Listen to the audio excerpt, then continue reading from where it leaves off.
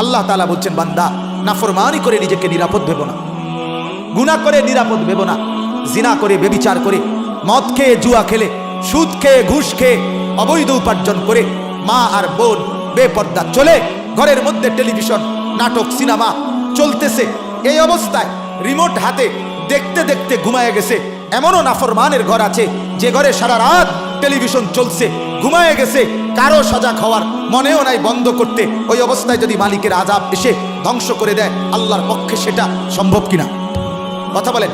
কওমে লূত রাত্রিবেলা ঘুমাইছে, আল্লাহ তাআলার নাফরমানি করে, জিনা ব্যভিচার করে, পুরুষে পুরুষে অপকর্ম করে, আল্লাহ তাআলা ফেরেশতা পাঠাইয়া, আল্লাহ ওই রাত্রে ফজরের আগ টাইমে আল্লাহ তাআলা বলছে, 7 তবক জমিনের নিচের মাটি উপরে উঠাও।